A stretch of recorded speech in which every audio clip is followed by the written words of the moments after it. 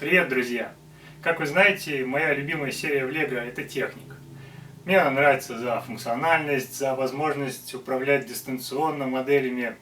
Много за что нравится, но то, про что я расскажу сегодня, мне кажется, это вообще самое крутое, что я видел в Лего. Конечно, здесь нет суперсложных механизмов, но этот набор просто очаровательный. Встречайте монорельс 6991, последний из трех монорельсов Лего, 94 год выпуска, набору 24 года. Вообще, мне кажется, что самая крутая игрушка — это железная дорога. Круче железной дорога со стрелками, а круче железной дороги со стрелками только многоуровневая железная дорога со стрелками. Собственно, перед нами многоуровневая железная дорога со стрелками. Вот я смотрю на это реально мечта любого ребенка от 0 до 100 лет, может до 150.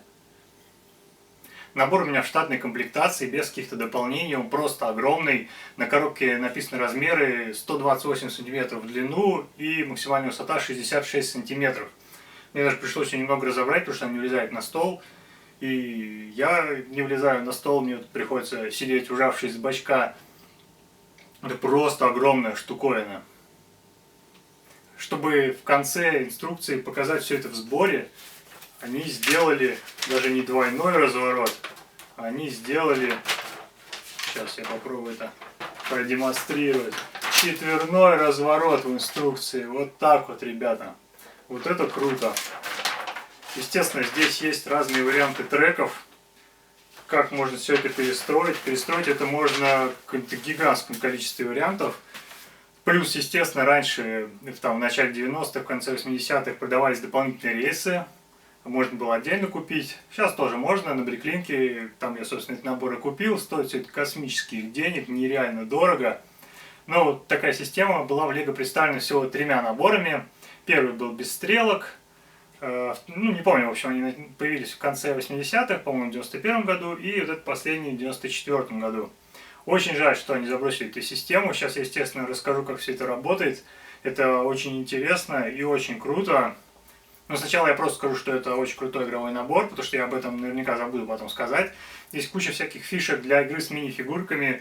Естественно, какие-то пункты управления, разгрузочная станция, поезд, какое-то странное, но прикольное транспортное средство. Возможностей масса, не знаю, сколько можно времени провести, играя в этот набор, и это совершенно не наскучит. Для 94 года коробка это просто огромная, она больше, чем Техник флагмана тех годов, по-моему, больше, чем флагман 96 года Space Shuttle. Она открывается вверх. Я не буду крупно показывать, это не имеет смысла. Короче говоря, она открывается как эксклюзивы современные, типа Porsche. Естественно, тоже у нее есть откидная лицевая сторона. Тут функции всякие показаны, детали были раньше. Вообще, коробка в идеальном состоянии. Предыдущий владелец, он очень бережно относился к нему, вообще респект. И на коробке сразу написано крупно, что в этом наборе есть электрика, есть лампочки. Лампочки не очень яркие, конечно. Все равно прикольно, когда есть свет. Вообще, мне нравится, когда в набор добавляют свет. Очень жаль, что в Lego Technic мало наборов со светом. Только они в этом дополнении, предлагают поставить. Хотя, мне кажется, и фары, и какие-то мигалки, это было бы очень прикольно во многих наборах.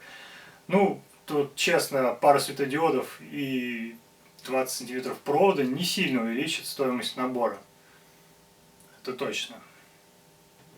И в этом наборе совершенно уникальный мотор, который встречается только в этих наборах с монорельсом. Я сначала вообще думал, что мне достался сломанным. Я подключил все как обычно его к батарейному блоку, включил, и мотор не вращается.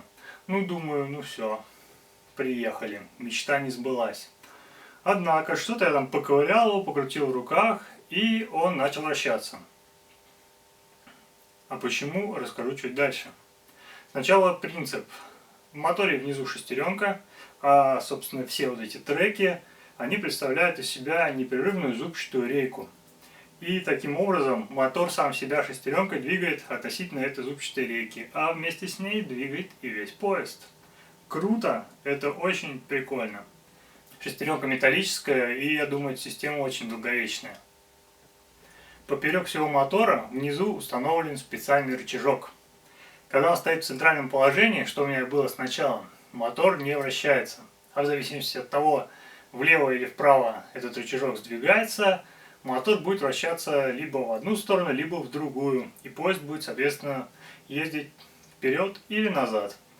Управляется это все при помощи рельсов, как ни странно. Здесь есть специальная секция, которая позволяет либо остановить поезд, либо сразу отправить его в противоположном направлении, либо пропустить его насквозь, соответственно, не изменяя скорости его движения.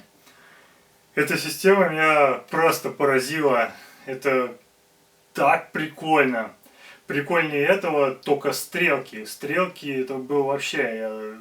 Когда их увидел, я был в шоке. Я вообще сначала даже не понял полностью, как они работают.